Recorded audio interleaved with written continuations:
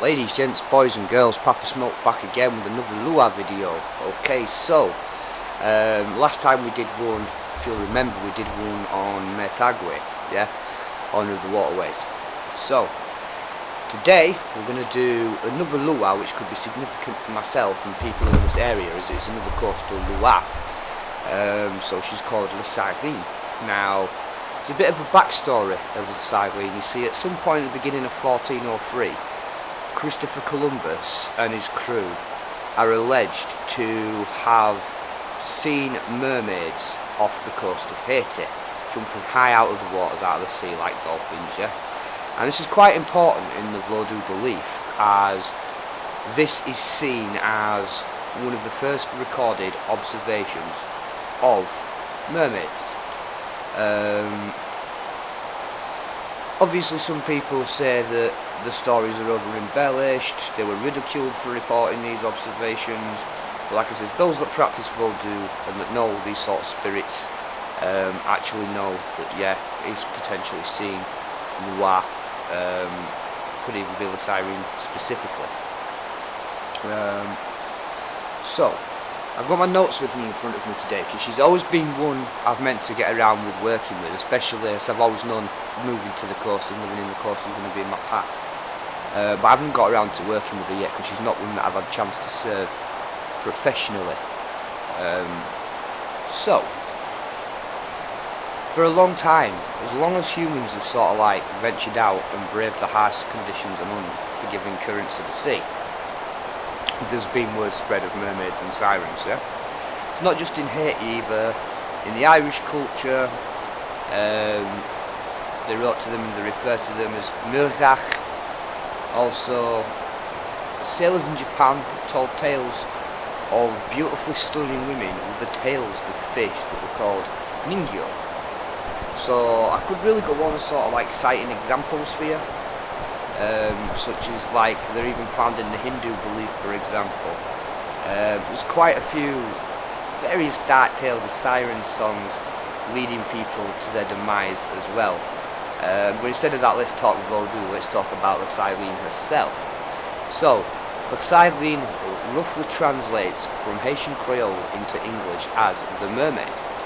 She's Metagwe's Queen of the Sea, and as such, as changeable as the sea, in the way that she's capable of both great love but also catastrophic destruction. So let's look at how this marries up with the sea, yeah?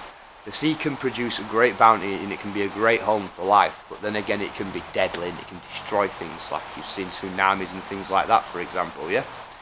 She's known for a chillingly beautiful voice, like the Siren song, for example, a voice that's that beautiful it can be hypnotic. And as a note there, a lot of musicians seek to work with her to better their voice, to better their vocal range, and to get more of a hypnotic, mesmerising tone to captivate their audience. She has sort of like a vast amount of wealth as well, so when you're dealing with this particular Lua and making offerings to her, simple things might not suffice. Yes, you can offer her certain fruits and drinks, like she likes cake with blue or white icing, or sea green icing on there, and you can offer her any sort of libation that Metagwe will take, like rum, for example.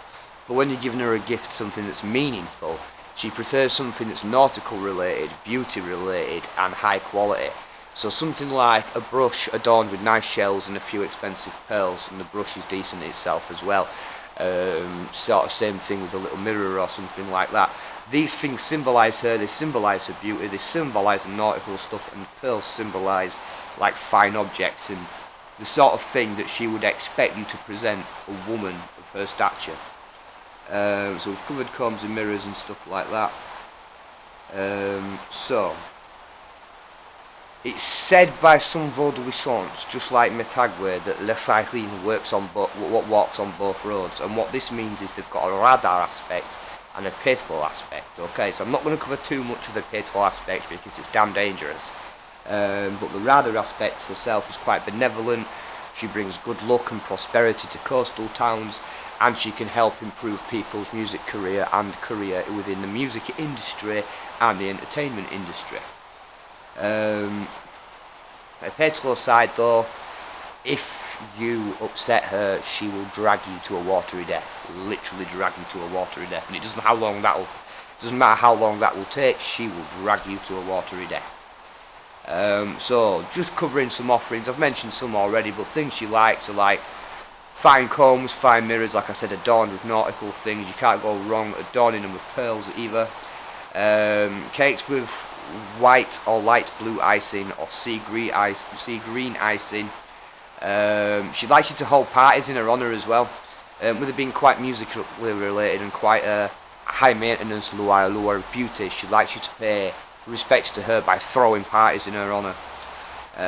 So you can't go wrong there if you're throwing a party for her honour. Keep them respectful though.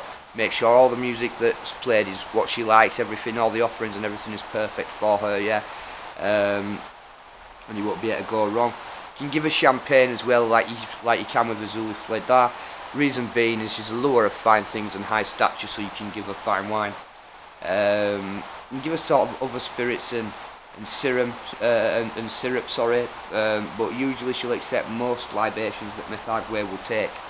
Now, it's interesting to note that someone who's genuinely possessed by the Sirene won't jump about and ask you for $10,000 or anything like that. They'll actually fall to the ground and begin to make swimming motions like a fish out of water, yeah, because don't forget the Sirene's a mermaid, she's got no legs, she's got a mermaid's tail, yeah. And they'll also move like they're trying to blow a horn as well, yeah. So that's somebody who's genuinely possessed by her. Like I said, the speciality is music and the music industry, singing and vocal training, again associated with music, about keeping your songs hypnotic, keeping your audience captivated, keeping them listening to your voice. She's extremely good for that sort of work. She can increase people's skill in performing arts, especially if it's singing and music that's holding you back. And she can help improve your magnetism as well, and your charisma and charm, and obviously make people hang on your words more and more drawn to what you have to say and more drawn to your energy as a person. There is a specific ritual you can do with her in order to increase your charisma and your charm and your magnetism. However, I'm not going to cover that here. I will cover it on the video course. Any comments or any questions, leave them in the bottom section below. Don't do anything that I wouldn't do, which don't leave you a right lot. I Bobo Lua, I Bobo La Sirene. See you later.